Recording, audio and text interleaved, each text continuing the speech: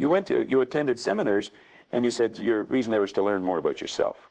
Bob. Yeah. My experience has been people attend seminars, especially self-development seminars, to look for the answer. They want to know, what is it out there I can learn so that I can be more successful? That wasn't your motivation. No, no. Oddly enough, and I think probably you're right. I think that's what most people are looking for.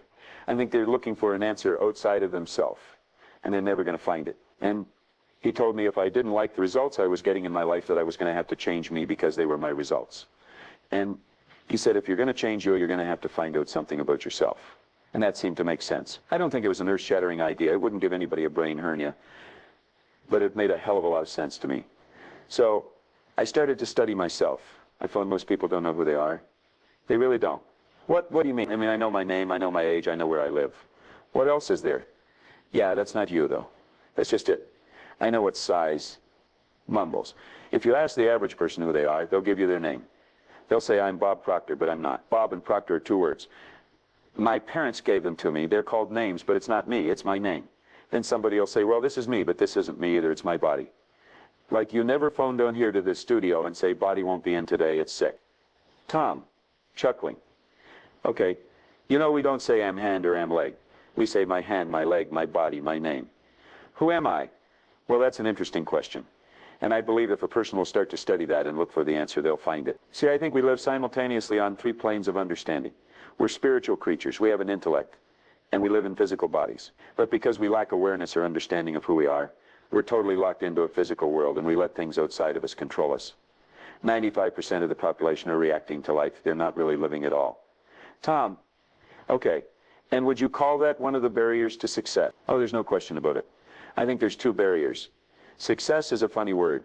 Nightingale had a great definition for it. He said a person's successful if they know where they are, and they know where they're going, and they're progressively moving in that direction. He said that success was the progressive realization of a worthy ideal. Anyone that has a goal and they're moving towards it, they're successful. Most people think that you're successful if you have a lot of money. Quite often you have a lot of money if you're successful. But it isn't. I wouldn't say Mother Teresa has a lot of money, you know, but she's a pretty successful lady. So that barrier to success is reacting. Well, there's a couple of them. Okay, I think there's two barriers. One is our conditioning. The conditioning that takes place in our subconscious mind from the time we're infants.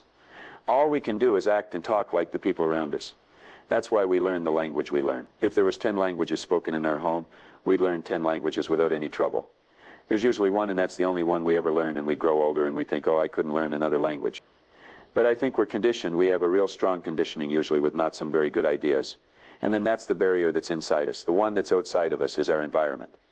We have a tendency to act like everybody around us, if you think about this. It doesn't make a lot of sense. Because if you study statistics, 95% of the people live their entire life and never live the way they want to live. Did you know that 95% of the population in this country, the richest continent in the history of the world, they all work productively, let's say, for 40 of their 65 years. Okay? And they all end up with hardly any money. Well, there's got to be something wrong. So there's not much, about 5% of the people end up financially comfortable or independent. Are you trying to depress us, Bob?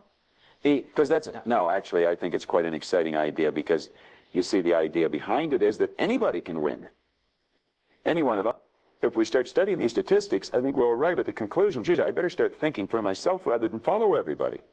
Most people, they get a job, they look around, they see how everybody else is doing their work, and they start doing it the same way. They should stop and think, I wonder if any of these people know what they're doing. You know, is there a better way to do it? But don't we have a need to fit in? I mean, we don't want to stand out. We don't want to get fired. We don't want to make waves. Exactly. Exactly. Just fall into line. You know, take a number. Be like everybody around. You know, that'd be great in the animal kingdom, but human beings aren't supposed to live that way. I think we should make a few waves. We should maybe stand out. Be different. Not for the sake of being different. Tom, okay, but because we are different. We all think different thoughts, and I believe we should start to think and build images in our mind of what we'd like to do and then set out and do it. You know, Buckshot, he did that, Edison did that, Marconi did that, Samuel Morse did that, Buckminster Fuller did that. We could go on and on and on and on. Tom, okay, they were different, they stood out, they made a few ways. Okay, you started with a search for yourself to try to find out more about yourself. And you were somewhat successful along the way. Well, I didn't start it like that in the beginning. I started that I wanted to earn a lot of money. I figured if I had enough money, I was going to cure all my problems. I found that that wasn't true. I earned a fair amount of problems. Or money, and I seemed to have more problems. But after working at this for a few years, I decided that the real answer is get to know yourself a little better. Tom, okay, and I don't think you have to go off in the Himalayas and become a guru to do that. Okay, but what did you do to learn about yourself? You said you went around to as many seminars as you could. I attended seminars. I went and listened to different speakers. What did you learn about Bob Proctor during that study? Well, I learned that the biggest part of me you never see. It's non-physical. And what you see here in the physical body is nothing but the physical manifestation of the higher side of my personality. And of course that's true with you and Nancy, that's on the camera. It's true of everyone. And what we have to study, I think, is how does this non-physical part of my mind work? What happens when I think? Where do thoughts come from? How was this chair built? Somebody had the thoughts are everywhere. And we pull thoughts into our mind and we build pictures or images in our mind. Tom, okay, what we want to understand is that's a non-physical side of ourself that's doing that. If I can build an image of something in my mind, I'm quite capable of building a physical replica of it in my world.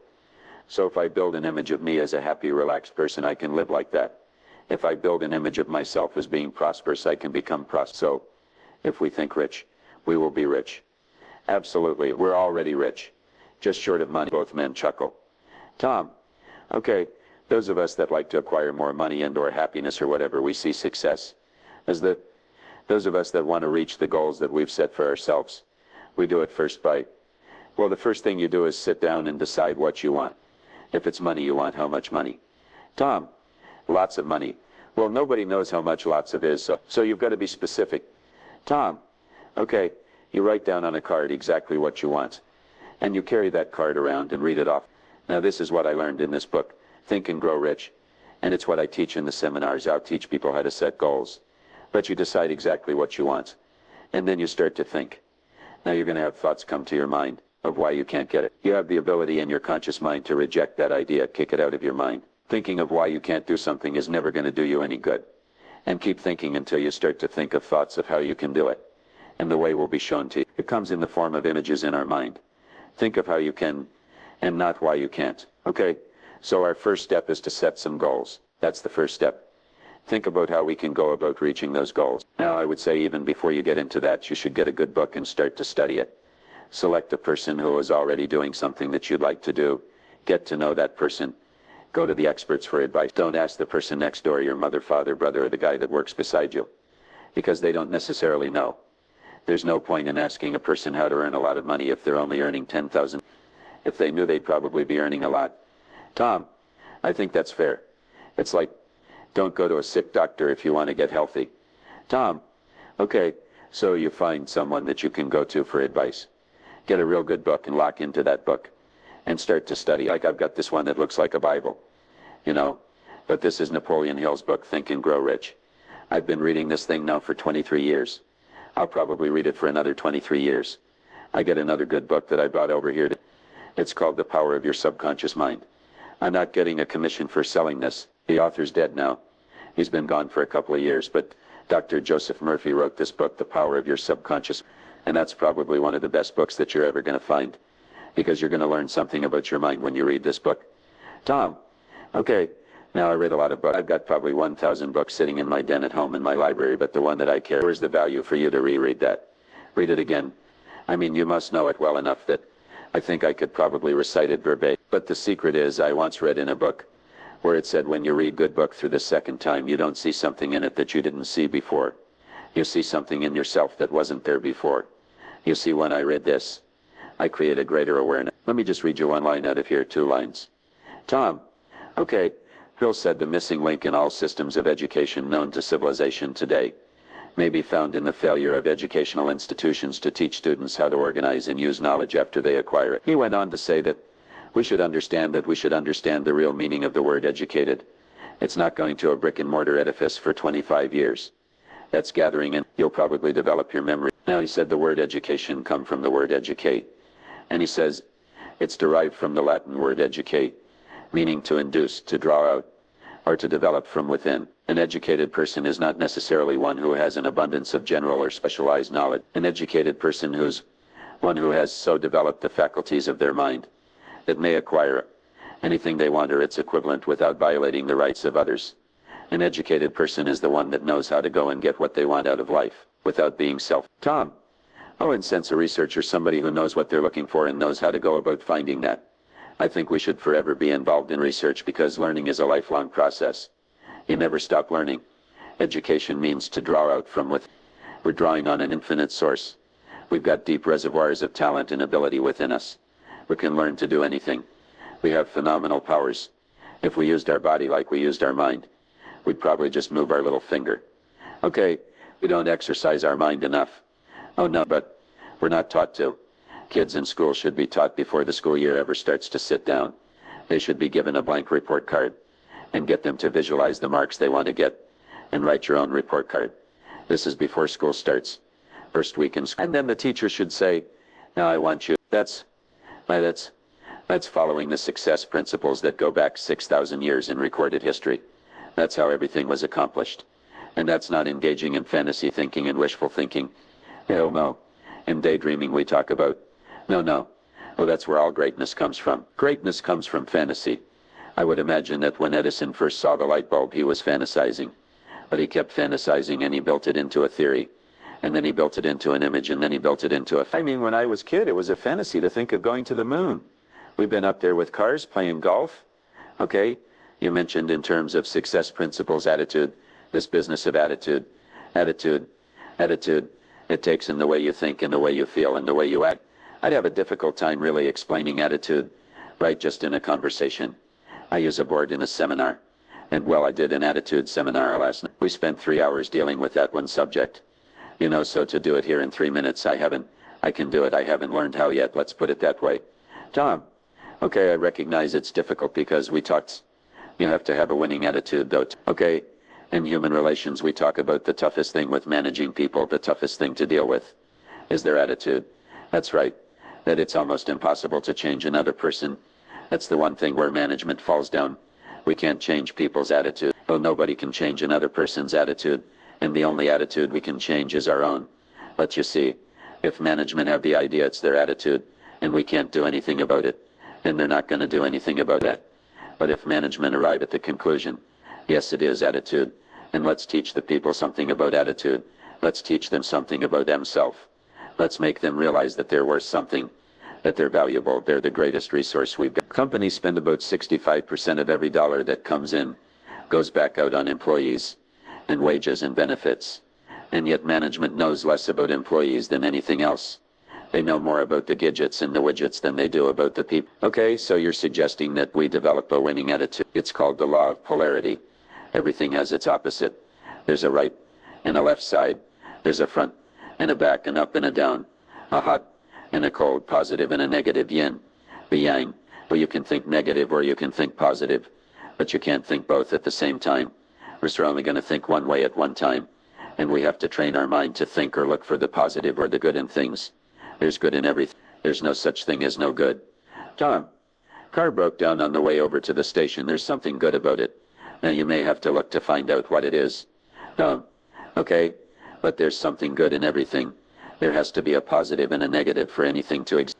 There's a law of gender that decrees that science understands it. It's taught in science. Person's out of work. They can decide to think I can't find a job, but they can decide to think I can. If they're thinking I'm going to find one, then they'll start attracting a train of thought to them, figuring out how to find. You really have to understand how your conscious and your subconscious mind works in relation to your body or your physical world to understand attitude. Attitude should be taught as a subject in school ahead of reading, writing, arithmetic, or anything, because it's a person's attitude that's going to determine the marks they get. Okay? Maybe part of attitude, related to attitude, is this business of self-image which you talked about. Yeah, well that would, like we were talking about success principles, and I was saying you got to get the winning attitude. You've got to set a goal. Maxwell Maltz discovered the self-image concept as we know it today. In 1960, he was a plastic surgeon.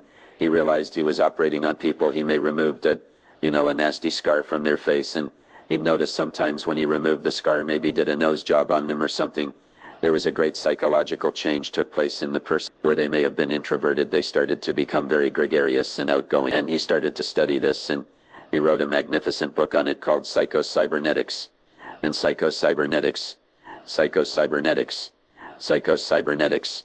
psycho-cybernetics. And he goes into this and he explains how every one of us has an image in our mind of ourself, and it's called a self-image. Too many people don't know much about themselves, and so they don't have a very good image of themselves. And you'll often notice that people will shy away from you. They won't look you in the eye. They'll look down. They'll look up.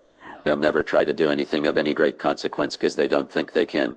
They have a poor self. Okay, part of that is because through school we're told about what we don't do well. We failed here. We had low grades. That could be part of it. You only got 60% or whatever. Yeah, I think there's been a great disservice done with the IQ test in that respect. When you're bringing out school, Benet, the Frenchman back around the turn of the century invented the IQ test, and then we brought it over from Stanford over time. We'll test a person's intellect and then we'll brand them good, bad, smart, not. And that's not true. We can change IQs by changing self-images. But yes, if we're told we're not very good, you're just like your dad. You know, you're a bum, you're never gonna do well. You didn't go to school, you can't win. Dumb. Okay, but that's all false. Okay, what can we do? Members of our viewing audience right now, that most of us walk around with some degree of a self-image. Is that fair to say? We all have a self-image. Okay, would you say most of us have a negative self-image to some degree? Well, let's say we can all improve our self-image. I don't care how good your image is. You can improve it. With time.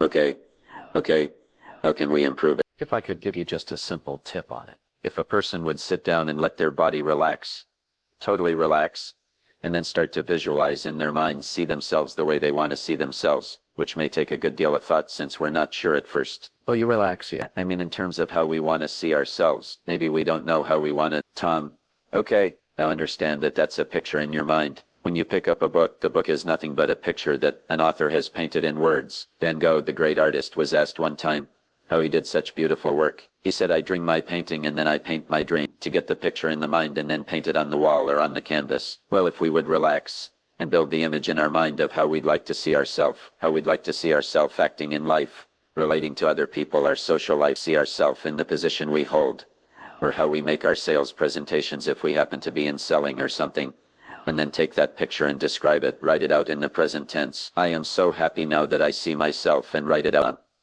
Now, a lot of people will laugh at this and say that doesn't make any sense. It makes a lot of sense. They can't tell you why it doesn't. I could spend hours telling you why it does, and I could explain it in such detail that everyone would understand it. But write out a description of how you'd like to see yourself. Start to read it, and read it, and read it, and read it every day. Carry it around and keep reading. The one point that all the great teachers all down through history have all agreed on. Now, it may be fantasy at first. It might even appear to us as being a lie, but if you read it often enough, you'll start to believe it. And when William James said, believe and your belief will create the fact, you will see the person's personality change. I watch people in the seminars' personality change right in front of my eyes, and all they're doing is starting to see themselves differently. They're starting to think different thoughts. Oh, there's no question about. No, our thoughts control our feelings. We control Tom. Okay, our feelings control our actions. All right, and we control our thoughts. Absolutely. Or we can control our thoughts. We can control our thoughts. Yeah. Generally, though, on one of our difficulties, one of our problems maybe is that we tend to react to what other people tell us. And we consequently get the negative thoughts, and then that affects our feelings. And that affects our behavior. We read the newspaper, doom and gloom's coming. We just accept it. Doom and gloom doesn't have to be coming. You know, there's always been a depression for some people. I grew up with the idea that everybody went broke in the 30s. They didn't. Some made millions. I thought everybody went out of business. They didn't. Some people went into business. There's always a depression for some people. And there's always good times for others. Let's ask ourselves when we read something in the paper, if it's a negative idea, I don't want to get emotionally involved with it. I don't read the paper that often. I do, but I don't dwell on it. You don't get emotionally involved when you see other news. No, when an idea comes into your mind, whether somebody else tells you or whether you read it in the paper, we should reason with it. Ask ourselves, will that idea help me get to where I want to go? If it won't, reject the idea. Okay.